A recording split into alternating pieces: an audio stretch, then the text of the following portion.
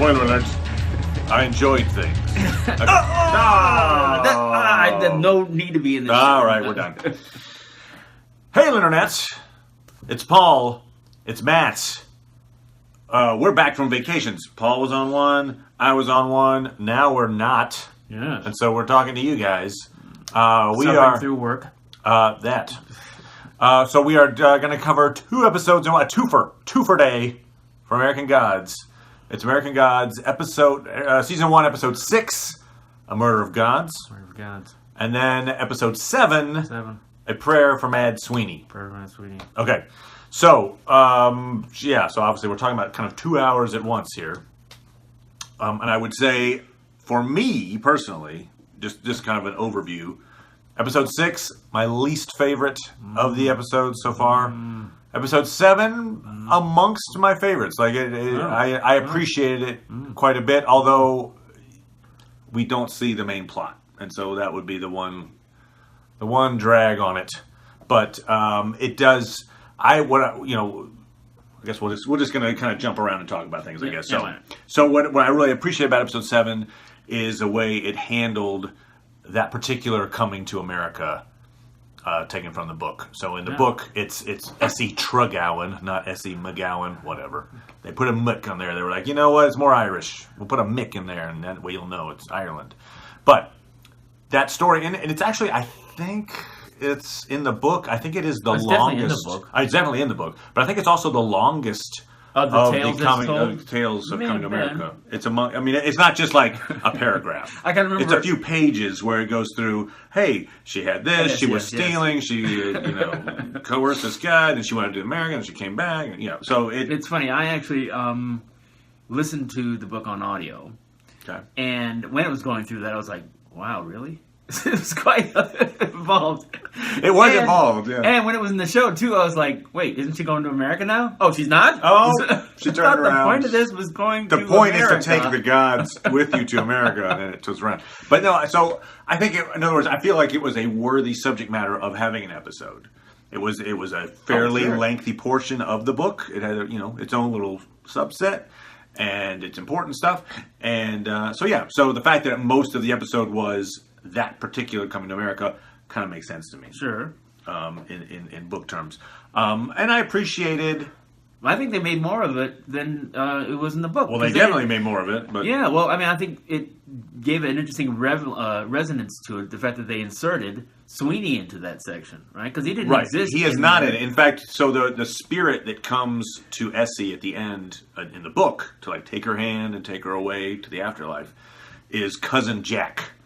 Because she worships the Piskies and some of the fairy folk, which she kind of does in the show as well. But it's not Mad Sweeney. Right. Let's put it that way. Right. Mad Sweeney, as we do hear from him, about in the show, we do hear stuff that is similar to the book in that he is actually an old king, right, who was basically cursed. I mean. If you looked Mad Sweeney and you try to find not in American Gods, but just generally speaking, there is a Mad Sweeney in myth, Odin. If you looked up Odin, you'd find a thing about Odin. If you looked up Mad Sweeney, you would see that he was an Irish king, who was a pagan king, who basically was cursed by a saint, Saint Ronan. We'll go with that one. Okay. Maybe, but basically Saint Ronan, it was kind of at the time when Christians were the heroes as opposed to pagans. So he was kind of the villain. He was cursed, and he was cursed to basically go mad and wander around. And I think even he turned into a bird, which is interesting in the show terms when Sweeney mentions I was a bird for a while, and then I think that's a reference back to the actual Mad Sweeney myth. So anyway, just throwing that in there. Maybe that's when we befriended the other birds. Now, did you get okay, not really much of a surprise if you watched the episode, but the Emily Browning, the actress who plays Laura, also played Essie. She did. Do you think that show then is saying they're related? I don't think they're saying that. Okay, because they didn't explicitly say that. No, I don't think. It's possible they are saying that, but at least in terms of the showrunners anyway, and perhaps they just not revealed it yet, but they were just like, wow, this girl can, I had to look it up, because I think I assumed she was English, and she's Australian. And so she's just good at accents. I mean, she does an American and she does an Irish. American better than English people, or at least better than other people from other places do an American accent. She does a very convincing American accent. She does. But then she does a very convincing Irish accent. So it's just like, wow, we got this. Let's just have her do it. So I looked her up too because I was like, what? The only thing I can say that I think I saw her in before, not necessarily something you stick on your credit reel, but Sucker Punch. Oh. She was in the movie Sucker Punch. I forgot that. Don't see I the didn't movie see Sucker it. Punch. But yeah. Anyway. But not that she was bad. I was aware of her from a movie that I didn't see, but I saw the previews for her, and I thought she had an interesting face, but she was very young at the time, that they just remade Lemony Snicket. Oh, yeah, I saw Lemony Snicket. Yeah, so she was that young girl in that. She was the young girl in that. Yeah. Okay. That was a reasonable movie. Yeah. Jim Carrey being creepy. Yes. So they bring Mad Sweeney in as the cousin Jack that takes her away. And also, she first meets him when she's in prison. She's going to be right. She's going to be sent to the gallows, and we get the idea that as a spirit, he has come to her prayers, basically. Yes. Right. A prayer for Mad Sweeney. Right. A prayer for Owen Meany. Yeah, that's what the reference there, but okay. It's establishing a connection between worshipers and the worship in a way we haven't seen before. Yeah. Right, because she's doing these active things. So it's a character anyway. I mean, a character, active things to sort of establish a relationship. Please help me with these things. She does legitimately sacrifice. Yes, she's like, I don't have any money. To you. Here's my last coin. Yep. I don't have any food. Here's my last bread. Yep. And then the implication is, I think it says once she starts getting well off, yes, she stops doing it, and then she gets punished. It's punished. And so at the end, when he says, like, oh, you've done well by me, it's like, well, I've done some bad things too. It's like, well, hey, come on. Because she does, in the prison, what she wishes for is she wants a piece of land, she wants a tree, she wants a husband, and that's pretty much what she gets. Yeah. So I think he responds to that request and provides. Yep. And so, yes. And you definitely see a difference, too, in between, like, you could say that, I don't think we saw him, actually, or at least we only got a hint of him when he was in prison, right? True. But we saw him, though, in America, which is a really different look than he has now, which I would say is indicative of how little people believe in him right now, is how messed up he looks. You feel like he's in danger. He's like one of the land bridge people that came over in Tutunia or whatever, that the bison spirit or whatever. Oh, yes. Right. Yeah. Yeah. Or I guess that was the mammoth, but whatever. Right. Anyway, because he even says, the people stopped believing in the stories you told. Right. She's like, well, I told them, Yeah. So that's intriguing. I also liked this little portion of the letting Salim go. Yes. So yeah, because he resented it before. Well, I mean, I did. We'll come back to that to episode 6. I was like, really? So it's good that he's gone now. But more to the point, the way they did it was pretty cool. I give him credit because it's like a genie. Yes. They released him from his servitude, basically. Okay. Like, hey, you have to do this stuff, or you have to drive us around, and then when you do, we'll give you the secret, which is House on the Rock is where you need to meet your djinn. Right. And so instead, she's like, you know what? I'm going to free you. Just go to House on the Rock. Right. Like, all right, bye. Yeah. And so it was kind of like, that was kind of cool. They're establishing an interesting thing. I mean, certainly you could say that she is perhaps behaving more nobly now than she did before. Definitely. And that she probably feels a kindredship with him. Like, if someone had information that she needed and didn't give it to her, she would be like, no, here's your information. We don't need you. You can go ahead. So... Well, she asks him if he loves his God or if he's in love with his God. Right. And so I think there's the parallel to her too, in a way, right? Yeah. She is going around the country searching for her love. Right. And she feels a kinship to Salim, who's going around the country searching for his love. Right. And so she's like, go do it. Right. Let him do that. So, yes, things not necessarily in the book, but enriching the things that we watch.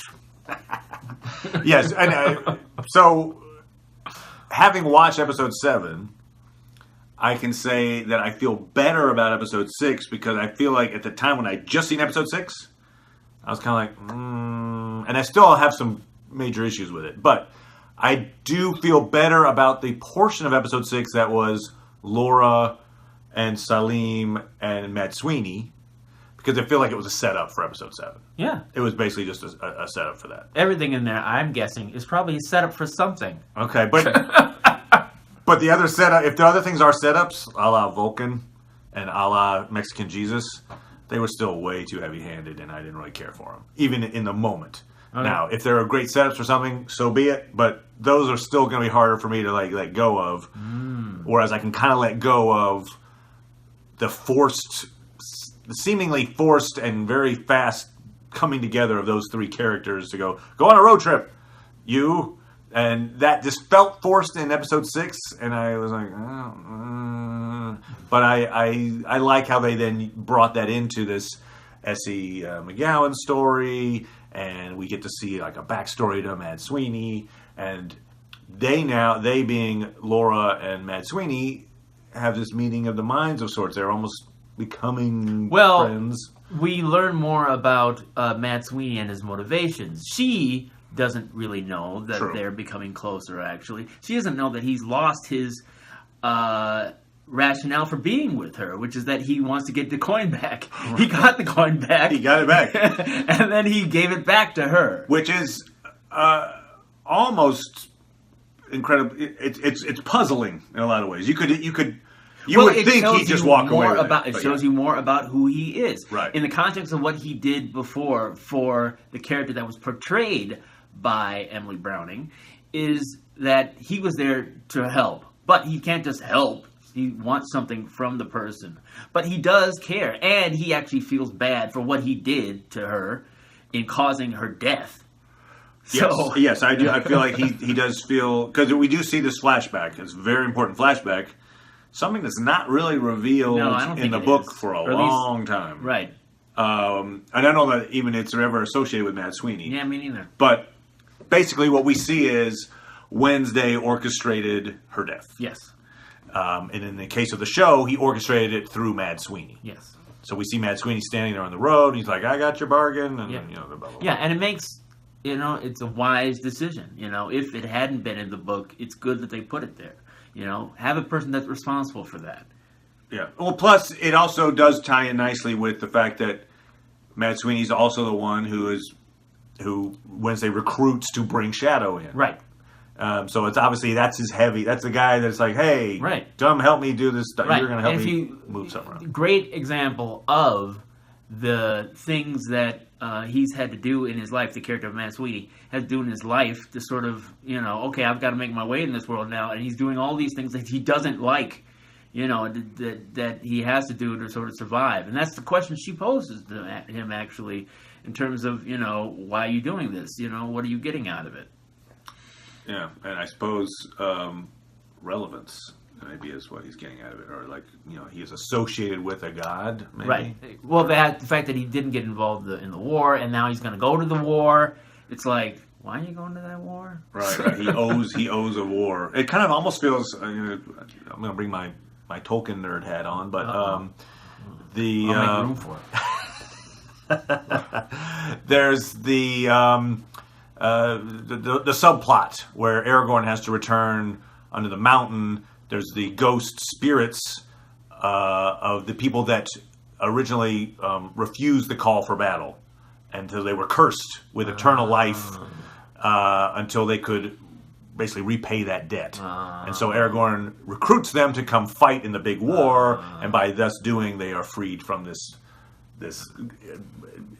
endless suffering, basically. Right. So, I don't know, a little similar kind of thing, perhaps. But it's interesting, though, in that we're clearly leading up to this war, and now we see a character who's going to be involved in the war, what he thinks. So he's closer, anyway, to what he thinks about it. He wants relevance. He wants, he's lost relevance. And, now he's got to be a soldier in this war, and, we're seeing that some of the tax is on him in order to do that, in order to establish himself. So it's, that's what we're getting out of it. It's more than we got in the book, certainly. I liked how the line, I forgot the entire line, but he's describing the evolution of his leprechaun persona and how he talked about it, basically ended up being like, and General Mills did the rest, basically. So that in essence, he's still somewhat functional thanks to Frosted Lucky Charms. It's like keeping him somewhat in the consciousness of people.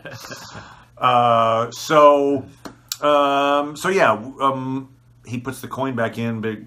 Obviously big character moment. Yes. And then she immediately punches him. Nice little comedic beat there. Oh, yeah.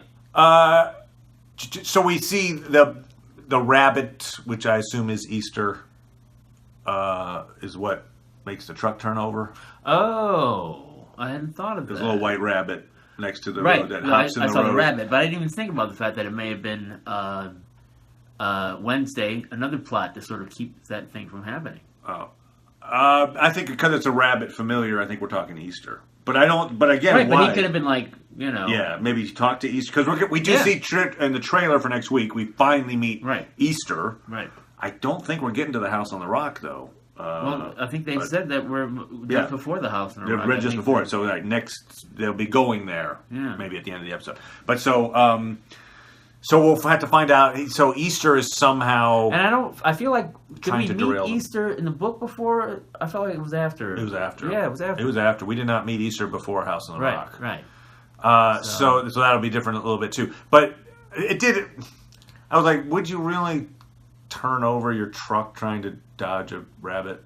I don't know. I mean, I suppose it's possible, but like, let's say you're Easter, and you're like, I need to stop these guys from going across country, and you know what I'm going to do? I'm just going to hop out in the road. Right. I'm sure that'll mean they'll turn the car horribly, and it'll flip, and it'll die. I'm like, the cause effect seems a little tenuous there. Like most people, I think would either like go, and then I missed them, or oops, I didn't, or they wouldn't go. Right. I killed myself. Right. I don't know. I don't know. Just like, but whatever. I kind of felt like that Laura is really, in a way, desperate. And her not wanting to do it. I mean, she violently did it. And to me, it made sense in a way in that how much passion she has in pursuing this thing and not really thinking through things at all. So, the fact that she was like, let him go, and just have so much confidence in her being able to pursue it with, because she now is invulnerable. And she's just like, we're going to take this truck afterwards, which is a great moment. I think I'd rather her hit me. Like, no, trust me. You want me to hit you. You want me to hit you. Stealing the ice cream truck, which is also a fun little analogy. Like, it seems to keep things frozen, a la like a morgue, like her body, probably helping preserve her, actually, because he's really chilly, and she's like, I'm fine. Right. And it was a great moment. I didn't even think about that. Like, now what are they going to do? So just pick up the truck, and then they just go on their way. Yeah, that was good. So we did not see Shadow or Wednesday in episode 7 at all. It was basically. We did see Mr. Ibis and Mr. Jekyll. We get confirmation of what we already knew, which is that Ibis is writing the journal. He's doing the Coming to Americas. Kind of interesting though. Like Jekyll's like, I see you've got a story in your fingers, and he of course predicts that people are going to be coming into the morgue, which he would be able to do since he's Anubis. He's like, there's going to be 2 more. Yep. There are 2 women. Whatever. It was just like he'd probably be pretty good at a mortuary service. It's like to predict that kind of stuff. So we get to see a little bit more of them. Obviously, they will come into play even more as we go along. But I think that's kind of Anubis a good is the setup. one working on and Ibis is the one writing. Yeah. He's tough. I don't know if I'd mentioned before that the actor playing Ibis has been in Hannibal. Very good episodes. I actually frequently rewatch them because he was a very strange character. So another fine performance from him. And another of Mr. Brian Fuller's players. Kind of bringing them over into, hey, you're good. Let me use you in my other show. Yep. And that's cool. By the time we see them, when that portion of it won't be this season, probably season 2, maybe. I think season 2 probably would be about the time when Shadow comes to visit them. Yeah. And so by the time that they have the Shadow interacting with them, we'll know a little bit more about them. I think that's a good idea. Right. I think that fleshes that out quite nicely. So all right, so let's chat about episode 6. Sure. Real fast. Sure. Best episode of the series, right? Okay, we can stop it right there. You said the best episode, really? Actually, no, I don't know. For me, I don't have a feeling of it before. I'll grant you that the section with the guns and all that was heavy-handed, perhaps. But for me, it established in a way that I don't think we got in the books as much about what the people who make a deal with new gods, what they're getting out of it. Right. So Vulcan is not in the books or book, but yeah. So I think you're right in that the intention, other than simply like gun culture, hammer. By the way, hey, I'm cool with the message. I was just like maybe a little subtlety. Subtlety was not on display in episode 6, but I did appreciate the fact that they did. Is an interesting character choice to say, okay, you got an old god, Vulcan, and, volcanoes and fire. How would you take technology to help that character, help that god be relevant? And so you can, he's guns. You have an instant volcano in your hands. You can shoot anytime somebody shoots. I think he says if somebody shoots in a theater, it's a prayer to me. It's like, woo, all right. So that's the way that Mr. World and the gods of technology have come to make a bargain, a la what they did the episode before with Odin, when they're like, hey, we can give you an Odin missile. Yep. Kind of doing what you need. Yep. So you can imagine, I go, Vulcan bullets, it's got the Vulcan on it, and this is what you need.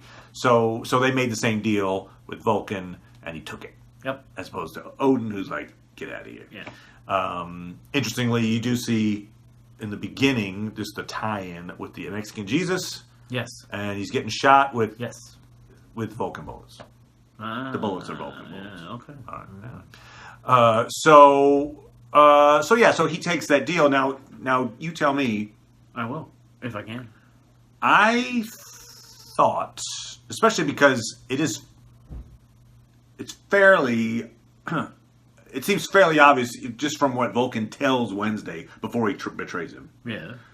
They're like, look, you know what I've got now? Guns. This is cool. I think he lays it out that he's working with technology. I think so. Right. So my theory is Wednesday stupid, or was Wednesday just conning him the whole time? Like, I'm going to take this guy off the map. I know he's working with the new folks, but I'm going to use our relationship. Oh, hi, old god. Blah, blah, blah, blah. Make me a sword. And then I'll just get rid of him. Like, I kind of feel like that's actually what happened. He possibly knew all the time, but it may have just been he figured it out at the time. I don't see why, it's... It might not, I don't... Well, I mean, I'm just saying, would he have... If he had allowed himself to just hang out and be like... If it was, I don't think he's that stupid, is my point. I feel like Wednesday's always a step ahead of everyone. And so he was probably a step ahead of Vulcan the whole time. That's my thought. Yeah, I don't know. No? Okay. I mean, there's not a right to me, or wrong. It seems to be, you're saying necessarily that's stupid. I mean, he came out ahead. He did come out ahead. It's just, it's like if I were Vulcan, would I have been in that situation with him along with two guys? That's kind of dumb. Yeah, and would I have made like a god-killing sword and then handed it to the guy who could kill me with it? Yeah. You're like, well, here it is. This thing could kill me anytime. Oh, shit. Right. So, I don't know if his game plan, Vulcan's game plan was, maybe I can show him. Look at this. Look at how the guy. Everything they told you, it's great. I'm experiencing this, and they are old friends. So perhaps it was like I can convince him. Is maybe what Vulcan thought. Show him how great a life I'm living. Why wouldn't he want this? So I'll be alone with him, and not figuring into the fact that he would get crossed like that. And maybe Wednesday, maybe he knew before he got there, but maybe he was like, hey, you've got your deal, haha, now let's go to war and finish these guys off. You'll still have what you had. You don't necessarily need them to keep it, I would assume. So, and didn't know what his decision was going to be until he got there. What did you get from the? I think he said at the time. Odin said at the time, "I'm cursing him like he was." He peed in the forge that creates the bullets. Right. And then we see a shot of the bullets getting made still. Right. With Odin pee in them, I guess. I don't know. So what do you think is the end result of that? What does that mean? I don't know. Do we think that Vulcan's dead? Do we feel like? I mean, obviously the bullets are still getting made. Right. Does it mean that just his physical form was killed in that moment, and he'll just pop up somewhere else? That's a good question. Okay. I don't know. I mean, one thing that we know from the books is that gods don't necessarily stay dead. Right. Belief is what's really important. Yeah, and everything he still has his people believing in what he's done. Yeah. So maybe that's good enough. I mean, we don't know yet. I think it's great that they got. I want to say Harry Hamlin, Corbin Burnson to play that role. At this age, he looks so different now than he did when he was younger. Right. But it's a great, he did great. No, he role. did a good job. It was almost unrecognizable in a way. So it may be the only role he plays in the series. Maybe not. Maybe he comes back. It certainly would be nice if he did. All right. So there was Mexican Jesus. Yes. I just again thought it was really heavy-handed. I just it's. And in fact, he got hit in the hand. Just stigmata, walk on water. Then he gets shot and he falls down in a crucifix pose. Right. I was like, okay. Yeah, I don't know. Yeah, I think it's possible you're looking at one of the characteristics of the show where they really draw the parallels broadly. So it's like you're gonna see that stigmata and all that other stuff because. The symbolism is not going to be that far underneath the surface. It's going to be right there for you to see. Now, the most interesting part of that whole bit was that the guy shooting him had a crucifix. Yes. And had like a Thy Kingdom Come, I think was the name on the rifle. Yes. So that guy, who we don't see, yes, was obviously very devout in his own way. Yes. While shooting Jesus. Yes. I mentioned to you earlier that I might have liked to see the white Jesus. It might, and it still could be. Here's the thing: they made that gun very specific. It's got a silver plated Thy Kingdom Come on it. Yep. Anybody who shows up with that rifle, you're like, that's the dude that shot Mexican Jesus. If that happens to be Jesus, American, you're like, oh, yikes! Yeah, and I think I saw listed the actor who will play the American Jesus. So there is an American Jesus coming at some point, like next episode? I don't know if it's the next episode. Although, if they listed it, you would think it would be in the first season. Right. Because they wouldn't talk about a season they haven't made yet. But maybe it was just rumored, and that's why it appeared in IMDb. I don't know yet. Okay. I don't know. That may or may not be a character. American Jesus. But American Jesus. Because they do mention that in the show earlier on, like episode 4, maybe, episode 3. They're like rabbits. Yeah, he's like, oh, there's a Mexican Jesus, there's American Jesus, there's, I forget, Italian or whatever. Anyway. So that's already been established. That's a thing. There are multiple Jesus. But obviously, so it's just, they wanted to make a statement about gun violence. Right. And immigration, and gun culture. The fact that this town, they had the red armbands, and they're all white. Yes, it was kind of like an Aryan nation kind of thing. It was Vulcan, wasn't he making some statements against Shadow Moon? I thought. Yes, yeah. They were threatening him and talking about the hanging tree. Yep. They're very. So there was a racist. MFs. Yes, against immigrants and against people of other races. It was So it was, it was kind of like a scary warning unto you, but it just felt a little subtlety. That's all I asked for. Little bit of subtlety on that would have been fine. I don't know. So the one interesting part that did have to do. So Shadow, at the end of the previous episode, they escape from the cop place headquarters where everybody's dead. Right. But he's got part of the tree, the world tree, has infected him. Yes. And so Wednesday has to get it out. Right. And like basically cut it out of him. Yeah. Out of his stomach or whatever. Sorry, Get out. It's like this little yeah. Now, that basically looked to me like a callback to The Matrix. Oh, yeah. I don't know. Could be, yeah, sure. It's kind of like Neo and Shadow. You could do a lot of similarities there. Yeah, sure. Like, I'm the guy being brought into this mythology, and I'm actually really important to that mythology, but I don't know it. I wouldn't think I would compare Morpheus to Wednesday. True. To some extent, yes. I mean, but you're right. In terms of their personality, Morpheus is more pure of spirit, maybe, than Wednesday is. And also true, too, Morpheus is more of a disciple than, the person who's the parent. Gotcha. Yeah. So it's not a one-to-one correlation, but just kind of interesting that. Yeah, no. I mean, it looked so similar to that scene where, Neo's getting the bugs being pulled out of him. In the book, right? No. Yeah. No. So it's interesting that they decided to establish that. Yeah. Because not clearly seeing the importance of that. Just sort of perhaps they're setting up something in terms of the danger of that tree. Right, and that somehow maybe part of that tree's been corrupted. Because I think the world tree itself is not necessarily an evil entity. It is just kind of an embodiment of the cosmos almost. Right. So why would it be, unless somehow Mr. World corrupted the tree? But questions. Salim, we had Salim show up. The three of them get together. Three of them being Mad Sweeney, Laura, and Salim. Basically, they're together because Mad Sweeney has promised to take Laura to someone who can resurrect her. Yes. Hence, she wouldn't need the coin. Right. And then he could get it. Yep.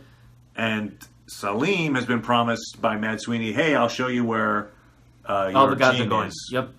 And so drive us take us where we need to go, and then I'll tell you. Right. Now, obviously, in episode 7, Laura just says, yeah, go. Yeah.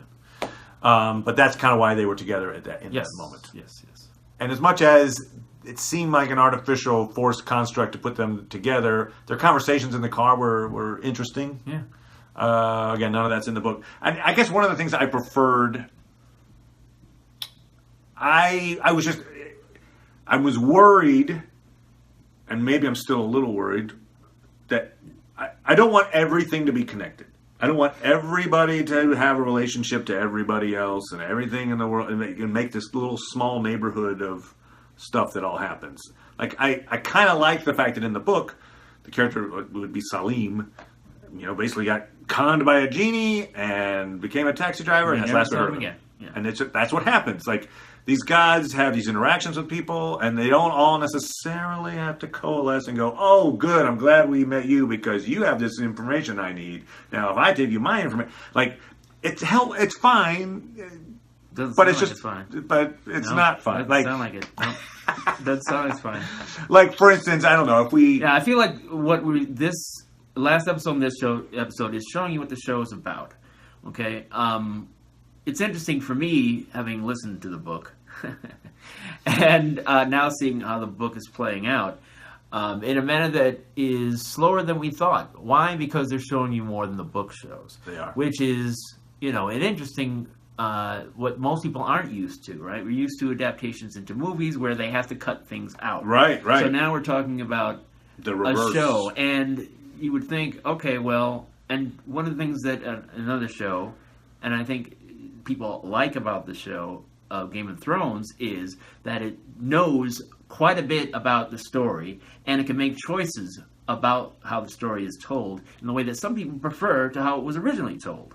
So it's like, what people like, and okay, maybe we don't have to have the story play out exactly as it did in the book. Maybe we can improve upon it, combine different things. And certainly a lot of people are excited about that. But here we're getting expansions of character. And one of the ways you can expand character is have them interact with each other. Oh no, I don't want them to interact with each other because it didn't happen in the book. It was so much nicer to not have them interact. Oh, wait. Oh, they interacted. No, bad. I'm just saying, like, for instance, so I'll show you my version of like the worst case scenario of everything's connected is Star Wars.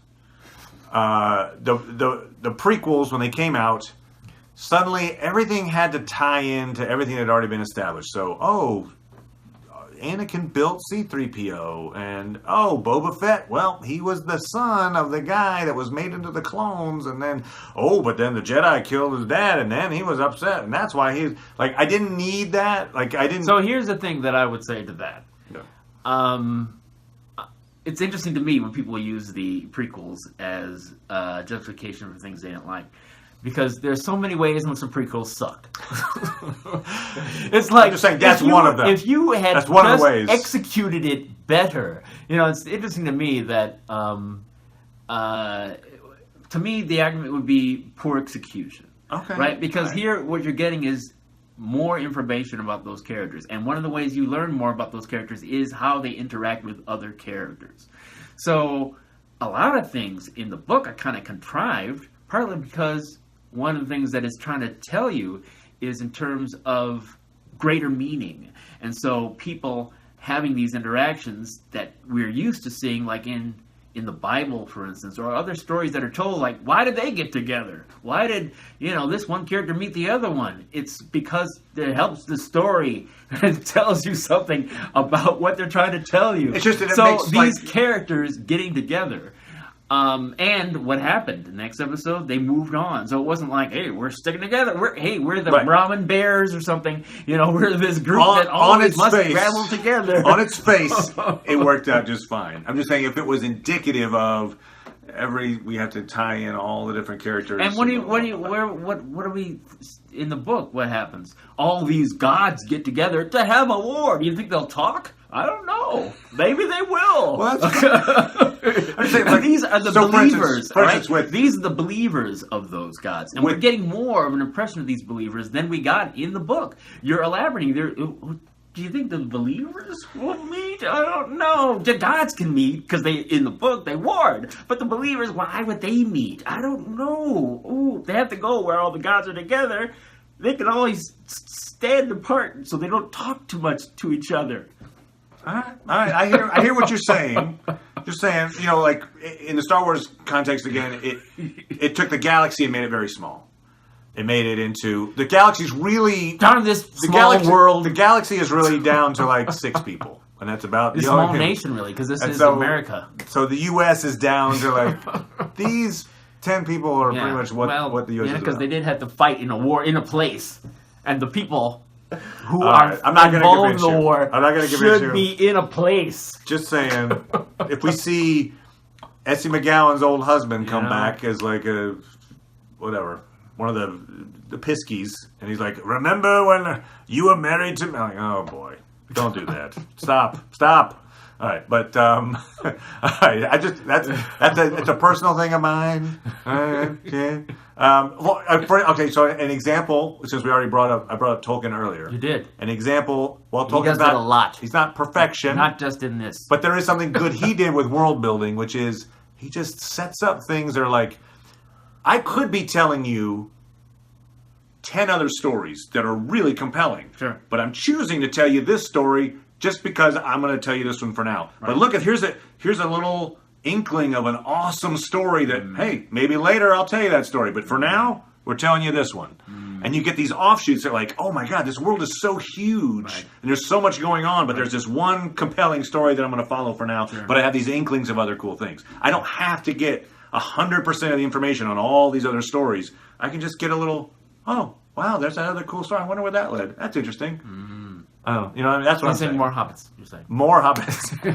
No, but you throw out this inkling of a story, and then it just makes the world bigger. Like, there is more happening in this world than I'm actually even seeing in this. But I have this little peek into that world instead of like an hour a look into it. Right. Well, if it turns out that Laura's story the connection to the cab driver's story doesn't have much connection, then it'll be unfortunate if that's. Yeah. If, I hear you. then, They have then said they have, spent enough time on it now that it's like, okay, this character now right. does have some resonance. But you know, what we had already about them talking to each other about the similarities between what they were doing. Kind of seems like it made it worth it. Agreed. So I do feel like having seen episode 7 again, I do take back some of my initial thoughts about episode 6, especially when it comes to Salim and Laura and Mad Sweeney. Like those three in particular, episode 7 informs that episode 6 quite a bit and makes that into a thumbs up for me. I'm still not zippy on the Vulcan thing, but I'm fine with it, and it's good. The series is great. I really enjoyed the series. I'm just saying, if every episode was like episode 6, I might get tired of it eventually. But for now, I'm like, move on. Well, the thing that made it worth it was that it paid it off. You know, it was. If you're saying that what you were fearing is that it would just be a gimmick, like, hey, what do you know? They just met, and to me, what we've seen is they're like they don't want to have gimmicks like, oh God, thank God that. Anubis was able to meet the women in Chicago. Boy, hey, they met. They said hello to each other, take a little selfie, and then moved on. Then, that'd be gimmicky. Yeah. So there's only one episode left of the first season. Yeah. And it's apparently Easter is involved. Probably... Because I think the person that's with her in the book is maybe Johnny Appleseed. I don't know. We might meet the legend of Johnny Appleseed as well. I don't know. I'll just throw that out there as a possibility. But, so, cool stuff. Yeah. I appreciated this coming to America look that they gave. The Essie saga. Oh, yeah, that was great. Was really very well done. And any parting thoughts, sir? None that spring to mind. You hate Star Wars and Tolkien. That was your parting thought. I think. If I hadn't said it before, this will bring me hate. Star Wars is overrated. I think it's important, but I think it's overrated. Those fighting words, sir. Yeah, I know. I know. This is where we'll actually find out if we have viewers. Yes, that's right. And if you're silent, I know you agree with me. Is that what it is? Your silence is assent. I would disagree with that, but because there are prequels. Yeah. Of which there's some less than quality filmdom out there. I would say you can make an argument based on the fact that the prequels, like he had a chance. Right. We're not going to get too far on this, but whatever. If he'd have made the 1 through 3 as awesome as 4 through 6, he'd have been like the greatest director in the history of filmdom, and people would be like, "Oh, George Lucas, that guy made those 6 movies." Chalk him up in the pantheon of awesomeness. But anyway, but to me, personally, if you've made 3 and 6, 4 and 6, as good as you made 5, and then even kept going, made 1 through 3 maybe as good as 4, So basically, I'm saying I could just do with 5, but right, a film. What you're saying? Okay. Anyway, yay! Right, that he said it. No, he loves it. he would marry Star Wars. So next week we'll talk only about Star Wars and Tolkien. Yeah. Great. No, so we'll see you for American Gods. 2 weeks, who knows? Maybe that's what we'll talk about. Good point. Episode 8, we look forward to it. We hope you do too. Come on back, everybody.